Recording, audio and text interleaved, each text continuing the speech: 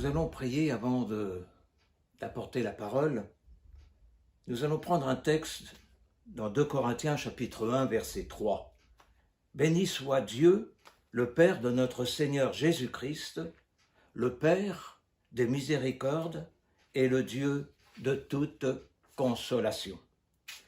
Oui, notre Père, notre Dieu, tu es notre Père céleste. Tu es celui sur lequel nous pouvons nous reposer. Tu es, Seigneur, ce Père merveilleux, ce Père qui nous donne de bonnes choses à travers ta parole, mais aussi à travers ta présence et par ta présence en chacun de nous. Alors mon Père, mon Dieu, je te prie, au nom de Jésus, de bénir ces instants. Frères et sœurs, bienvenue dans ce temps où nous allons être à l'écoute de la parole et on aura à la fin du message un temps de prière pour intercéder. Amen. Donc le thème de ce soir, être agréable à Dieu. Prenons l'évangile de Jean au chapitre 8, verset 29. Celui qui m'a envoyé est avec moi. Il ne m'a pas laissé seul, parce que moi, je fais toujours ce qui lui est agréable. C'est Jésus qui parle. Et Jésus, son désir, c'est d'être et d'avoir été agréable à son Père. Dans la version Bible en français, il est écrit « Parce que je fais toujours ce qui lui plaît ». Plaire ou être agréable à Dieu, c'est tout simplement lui obéir. Obéir à Dieu pour recevoir les bénédictions qu'il a prévues pour toi, mon frère, pour toi, ma sœur, pour l'Église dans son ensemble. Mais pour bénéficier de ces bénédictions, il nous faut, je le répète, obéir à sa parole. Cela démontrera tout simplement que nous l'aimons d'un cœur sincère. Nous voulons être agréables à Dieu. Il nous faut donc avoir une bonne attitude de cœur. Il faut que notre cœur soit brisé et repentant comme nous le rappelle le psaume 51 au verset 19. Mais nous savons que le cœur humain n'est pas toujours ce qu'il devrait être. Dans Jérémie au chapitre 17 verset 9, il est écrit ceci: « Le cœur est tortueux par-dessus tout, il est méchant. » Frères et sœurs, laissons-nous sonder par le Seigneur. Il nous connaît mieux que nous-mêmes. Notre part, c'est de lui démontrer notre attachement à sa personne, à sa parole. Mais de quelle façon, quelle attitude pour lui être agréable? Alors, le premier point, c'est l'offrande de nos cœurs, dans Romains chapitre 12, versets 1 et 2. Je vous exhorte donc, frères, par les compassions de Dieu, à offrir vos corps comme un sacrifice vivant, saint, agréable à Dieu, ce qui sera, de votre part, un culte raisonnable. Ne vous conformez pas au siècle présent, mais soyez transformés par le renouvellement de l'intelligence, afin que vous discerniez quelle est la volonté de Dieu, ce qui est bon, agréable et parfait. Donc, il nous faut, les uns et les autres, nous abandonner dans les mains de notre Dieu.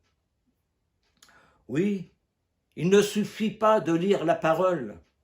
Il ne suffit pas d'être d'accord intellectuellement avec la parole de Dieu. Ce que Dieu nous demande, c'est de vivre par sa parole, sur la base de ses promesses, en vainqueur. Le choix à faire est simple: obéir à sa parole. Mais pour obéir à la parole de Dieu, il nous faut prendre une décision énergique. Et cette décision, il nous faut nous couper du monde avec sa mentalité. Et en nous éloignant du monde, nous avancerons en dépit des ennemis et des pièges, parce que tout simplement, on sera dirigé par le Saint-Esprit. Abandonnons notre vie propre pour parvenir à la stature parfaite de notre Seigneur. Oui, c'est vrai, il nous faut nous abandonner, mais nous avons besoin, pour cela, de l'aide de la personne du Saint-Esprit, car il y a toujours, au plus profond de notre être, des choses qui nous retiennent et qui ne permettent pas justement à Dieu d'agir pleinement. Alors, il nous faut en offrant nos cœurs, c'est s'ouvrir aussi à l'amour de Dieu. Un penseur chrétien a pu écrire « Le noyau dur du péché, c'est de ne pas se laisser aimer par Dieu. » Et si nous voulons vraiment, si tel est notre désir pour être agréable à Dieu, il nous faut donc nous abandonner dans ses mains d'amour. Dieu nous aime et il veut pour chacun de nous le meilleur.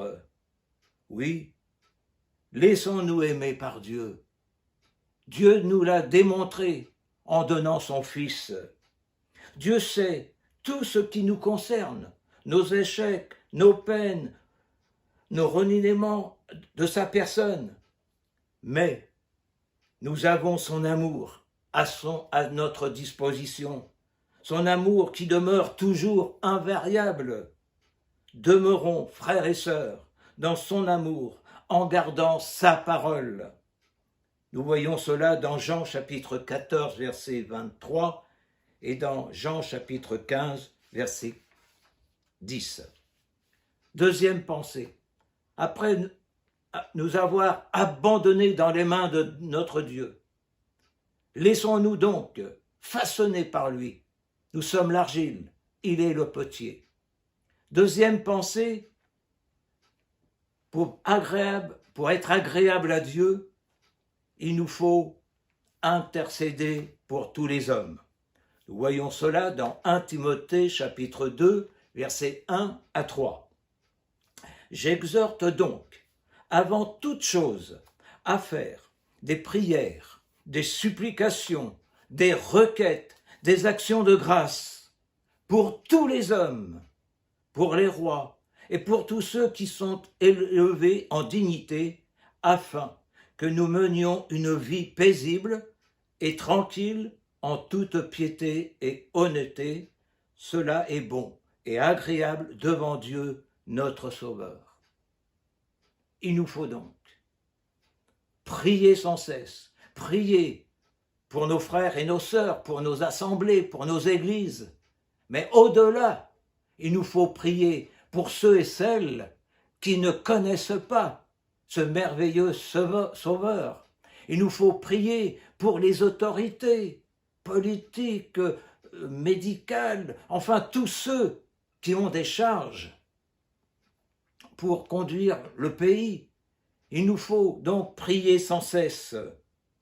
Oui, l'apôtre Paul nous exhorte à ne pas nous relâcher, mais à prier sans cesse, comme nous le rappelle 1 Thessaloniciens chapitre 5, verset 17. Élie priait avec insistance.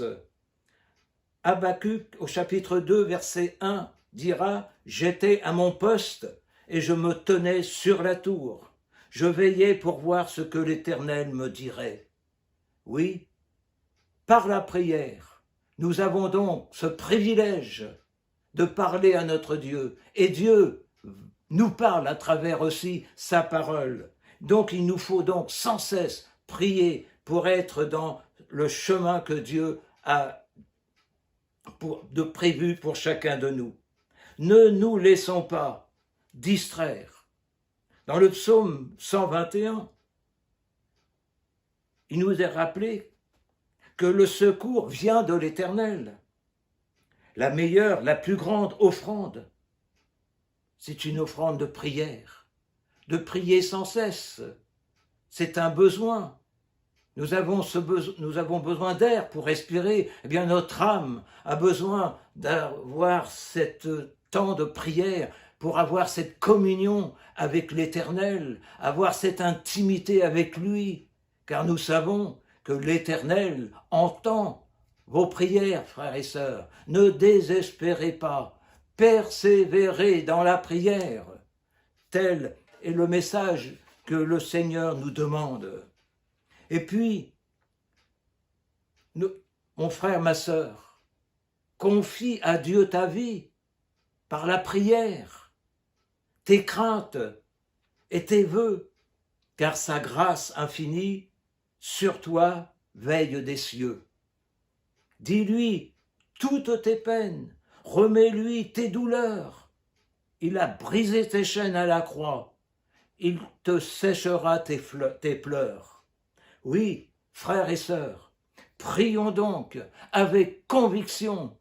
Ne nous laissons pas influencer par des pensées qui nous viennent du diable, mais portons sans cesse nos regards sur la personne de notre Seigneur Jésus-Christ. Car, en son temps, Dieu répondra à chacune de nos prières. N'est-il pas le fidèle? Et puis, après nous avoir abandonnés dans les mains de Dieu, pour nous laisser conduire par lui, pour être dans la volonté qu'il a prévue pour chacun de nous, après avoir donné notre vie pour prier, pour prendre le temps de prier, le Seigneur nous demande de nous séparer du monde pour marcher d'une manière digne du Seigneur et pour lui être entièrement agréable,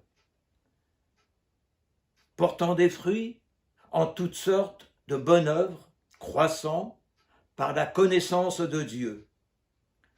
Le Seigneur nous a placés dans ce monde comme ambassadeurs, avec l'aide du Saint-Esprit, pour que son royaume chasse celui des ténèbres. Dieu est lumière, et nous devons être ces porteurs de lumière, ces porteurs de paix. Telle est la volonté de Dieu.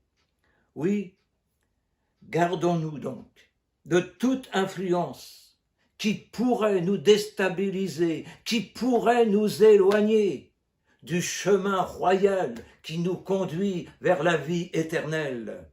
Jésus, notre modèle, n'avait pas le temps de se laisser distraire par des futilités, des considérations secondaires. Jésus, dans ce monde, a fait ce que le Père lui disait de faire. Telle est la volonté de Dieu pour chacun de nous. Être agréable à Dieu, c'est le représenter par une bonne attitude de vie. Nous sommes l'Église, et l'Église, frères et sœurs, doit apporter dans ce monde la lumière. Ne sommes-nous pas ambassadeurs pour Christ? Nous avons cette responsabilité à ce que les gens, en nous voyant, puissent discerner que Dieu vit en nous. C'est pour cela qu'il nous faut, nous-mêmes, être en relation sans cesse avec l'Éternel. Aux Corinthiens, l'apôtre Paul dira « Nous faisons donc les fonctions d'ambassadeurs. Je veux croire de tout mon cœur, mes frères et mes sœurs, que nous voulons tous ensemble plaire à Dieu, lui être agréable, et cela avec l'aide du Saint-Esprit. L'Évangile nous permet d'avoir cette joie, cette possibilité d'apporter cette bonne nouvelle à tous ceux qui devraient être réconciliés à Dieu en la personne de Jésus. Oui, gardons-nous de toute influence qui pourrait nous déstabiliser. Dans Matthieu chapitre 6, verset 24, il est écrit ceci.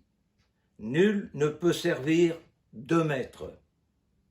En offrant nos vies, en priant et en se séparant du monde, nous devenons les uns et les autres aptes pour le service du Seigneur. L'Éternel a confié à chacun une œuvre à accomplir. En nous renfermant sur nous-mêmes, en oubliant le monde perdu, nous tombons dans une mort spirituelle. Par contre, un chrétien qui ne vit pas pour lui-même a toujours en vue le salut des autres, le salut des âmes. Car Jésus n'a-t-il pas envoyé ses disciples aller de par le monde, les baptisant au nom du Père, du Fils et du Saint-Esprit? Tel est notre rôle, notre devoir aujourd'hui. Alors, frères et sœurs, pour être toujours à la disposition du Seigneur, abandonnons-nous dans ses mains. Prions pour le monde qui a besoin de connaître cette lumière, cette paix, cette joie, ce salut éternel qui nous a été acquise à la croix. Et puis, pour être vraiment dans le chemin de Dieu, séparons-nous de tout ce qui n'est pas à la gloire de Dieu. Nous avons un travail à faire en nous-mêmes. Oui, frères et sœurs, je vous exhorte donc à être persévérants, à persévérer dans les problèmes, parce que nous savons, la solution est en Dieu. Dieu a tout prévu. Dieu contrôle tout, mon frère, ma sœur. Ne désespère pas. Dieu t'aime. Dieu est amour. Dieu est fidèle. Voilà ce que je voulais vous apporter de la part du Seigneur. Oui, frères et sœurs, ne nous relâchons pas. Tenons la main et laissons-nous guider par la personne du Saint-Esprit. Que honneur et gloire soient rendus à Dieu, car je sais que quel que soit l'endroit où nous trouvons, Dieu est avec nous. Jésus n'a-t-il pas dit qu'il sera toujours avec nous? Il faut le croire, il faut le vivre. Frères et sœurs, que le Seigneur vous bénisse, et nous savons que nous sommes les bénis de l'Éternel, car n'est-il pas l'Éternel qui bénit? Jésus, nous voulons donc ce soir te dire merci. Et puis, pour vraiment plaire à Dieu, pour connaître une victoire complète dans chacune de nos vies, dans vos vies, mes frères et mes sœurs, attachons-nous à la personne de Jésus-Christ. Jésus, notre essentiel, notre vie, notre source de vie. Car demeurer en Christ a pour conséquence la fécondité spirituelle. Nous voyons cela dans Jean chapitre 15, verset 5. L'exaucement des prières, dans Jean chapitre 15, toujours verset 7. D'avoir et de vivre la paix, Jean chapitre 16, verset 33. Et puis en Christ, une vie nouvelle, 2 Corinthiens chapitre 5, verset 17. Nous sommes nés de nouveau, et pour vivre cette vie nouvelle, abandonnons-nous dans les mains de Dieu, persévérons dans la prière, et nous serons plus que vainqueurs, car Dieu a tout accompli à la croix en la personne de Jésus. Amen. Nous allons avoir un temps d'intercession. Le premier sujet, j'ai à cœur de prier pour notre pays de France. On aimerait tant à ce que la situation sanitaire s'améliore. Alors prions pour les autorités afin que de bonnes décisions soient prises. Prions aussi pour tous nos malades et nous pensons particulièrement à notre serviteur William, à tous ceux et toutes celles qui, étant serviteurs ou servantes de l'Éternel, sont dans des problèmes. Alors prions pour tous les serviteurs, prions pour nos anciens, pour la jeunesse, Prions pour notre assemblée, que les projets de l'Église soient les projets de Dieu. Que le Seigneur vous bénisse.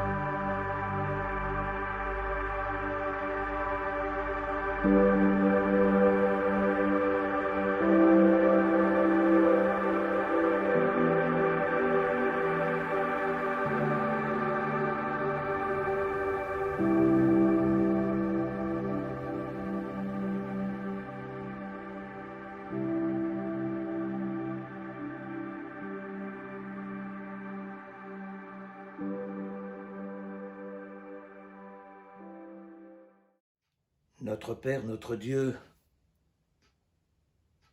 nous sommes là. Tu as entendu, Seigneur, mon Père, les prières. Nous sommes certains, Seigneur, et nous en sommes convaincus que tu nous as entendus, et que dans ta miséricorde et dans ta bonté, que tu vas répondre à chacune de nos prières. Pour la seule gloire de ton nom, Papa, non pas notre gloire à nous, mais que tu sois, Seigneur, par l'exaucement de nos prières, glorifié, que le nom de Jésus soit élevé. Seigneur, nous te remercions, et je te prie, Père, au nom de Jésus, de bénir mes frères, mes sœurs, tous ceux qui sont à l'écoute de ta parole et qui la mettent en pratique. Amen.